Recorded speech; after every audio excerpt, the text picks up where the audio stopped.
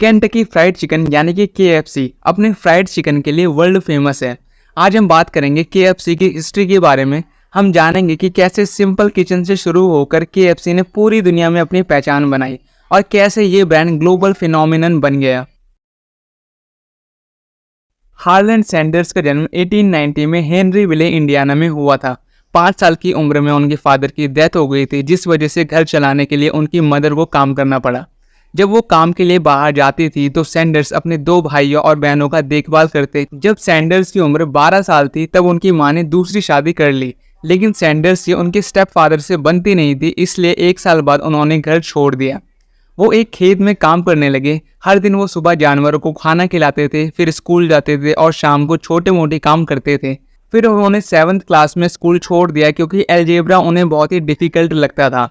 आने वाले सालों में उन्होंने कई प्रोफेशंस में अपनी किस्मत आजमाई। उन्होंने कई काम भी किए, जैसे street car conductor, insurance salesman, rail road fireman, steam boat operator, tyre salesman और लॉयर। इसके अलावा भी उन्होंने कई जॉब्स में ट्राई किया, लेकिन किसी में भी वो सक्सेसफुल नहीं हुए। ईयर 1930 में सैंडर्स को कॉर्बिन केंटकी में गैस स्टेशन चलाने की नौकरी मिल गई।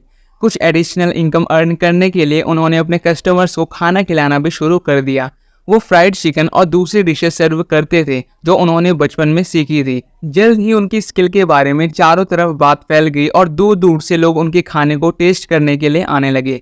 उनका फ्राइड चिकन इतना पॉपुलर था कि उन्होंने गैस पंप हटा दिए और गैस स्टेशन को एक फुल रेस्टोरेंट में बदल दिया।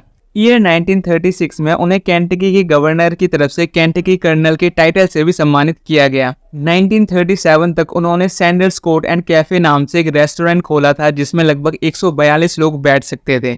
फ्राइड चिकन को पकाने में लगभग 30 मिनट का टाइम लगता था, जो सैंडर्स के लिए एक बड़ी प्रॉब्लम थी क्योंकि फ्राइड चिकन उनके मेन्यू में सबसे ज्यादा बिकने वाला आइटम था। इस प्रॉब्लम से निपटने के लिए उन्होंने चिकन को डीप फ्राई करने के बजाय प्रेशर कुकर का यूज किया और टाइम घटाकर 8 से 9 मिनट कर दिया। इससे उन्हें ज्यादा फ्राइड चिकन बेचने में आसानी हुई। वो अपने चिकन रेसिपी के साथ एक्सपेरिमेंट करते रहते थे। 1938 तक उन्होंने फ्राइड चिकन रेसिपी में महारत हासिल कर ली थी। इस रेसिपी में वो अलग अलग मसाले डालते थे जिन्हें आज तक KFC ने किसी को भी नहीं बताया है। उन्होंने नॉर्दर्न कैरोलिना के एशविले में एक और सैंडर्स कोर्ट एंड कैफे खोलकर अपने बिजनेस को और एक्सपेंड किया, लेकिन अब सेकेंड वर्ल्ड वॉर छिड़ चुका था, जिससे उनके कस्टमर्स काफ़ी कम हो गए क्योंकि उनके ज़्यादातर कस्टमर टूरिस्ट थे। कुछ ही टाइम बाद उन्होंने अपना एशविले वाला रेस्टोरेंट बेच दिया। उनके बिजनेस में स्ट्रगल खत्म नहीं हो रहे थे और 1955 में उन्हें एक और बड़ा झटका लगा। हाईवे पर एक इंटरस्टेट बाईपास बनाया गया, जिससे हाईवे पर जाने वाले लोग कम हो गए, जिस वजह से सैंडर्स को कॉर्बिन में भी अपना रेस्टोरेंट बंद करना पड़ा। लेकिन सैंडर्स के पास एक और आइडिया था। उन्होंने अपनी रेसिपी को केंटकी फ्राइड चिकन के नाम से फ्रेंचाइज कर लिया। उन्होंने 1952 में इसकी नींव रख दी। उन्होंने अपनी कार में कुछ प्रेशर कुकर और मसालों को मिक्स करके पैक किया और US में फ्राइड चिकन बेचने की अपनी जर्नी शुरू की। उन्होंने पूरे देश में ट्रैवल किया और रास्ते में उन्होंने कई रेस्टोरेंट्स का दौरा किया और उन्हें अपने फ्राइड चिकन सर्व। जब उन लोगों ने फ्राइड चिकन टेस्ट कर लिया तो सैंडर्स ने रेस्टोरेंट्स ओनर से फ्रेंचाइज लेने की बात की। सैंडर्स ने फ्राइड चिकन के पर पीस पर $0.04 का कमीशन मांगा।